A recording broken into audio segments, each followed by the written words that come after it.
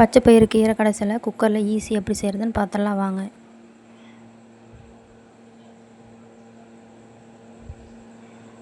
பச்சை பயிரை வறுத்து நல்லா கழுவி 1 கப் சேர்த்துக்கலாங்க. பச்சை பயிறு முழுகிற அளவுக்கு தண்ணி சேர்த்துக்கலாங்க. காரத்துக்கு தேவையான அளவு பச்சை மிளகா சேர்த்துக்கலாங்க. நீங்கள் வரமிளகா வேணாலும் சேர்த்துக்கலாங்க.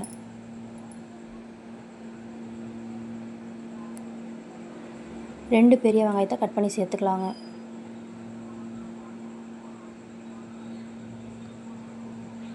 பத்து பல் பூண்டு சேர்த்துக்கலாங்க. மீடியம் சைஸ் 4 தக்காளி பழத்தை இதில் சேர்த்துக்கலாங்க. 1 ஸ்பூன் சீரகம், 1 ஸ்பூன் மஞ்சள்தூள் சேர்த்துக்கலாங்க. கழுவி வச்ச கீரையை அதில் சேர்த்துக்கலாங்க. நல்லா கலந்து விட்டு ஒரு 5 விசில் விட்டு எடுத்துக்கலாங்க.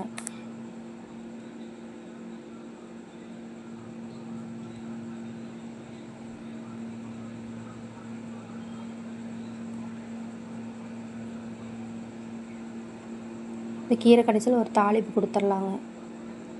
2 ஸ்பூன் ஆயில் சேர்த்துக்கலாங்க.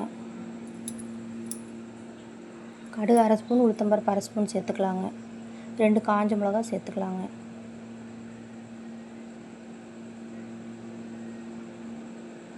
வேக வச்ச பருப்பில் இதில் சேர்த்துக்கலாங்க.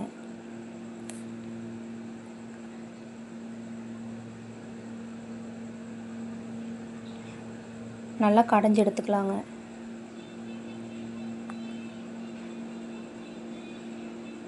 இந்த ஸ்டேஜில் அளவான உப்பு சேர்த்துக்கலாங்க. நல்லா சுட சுட சாதத்தில் நெய்யோ இல்லை தேங்காய் எண்ணெயோ விட்டு சாப்பிட்டு பாருங்கள். டேஸ்ட் அல்டிமேட்டாக இருக்குங்க. கண்டிப்பாக நீங்களும் ட்ரை பண்ணி பாருங்கள்.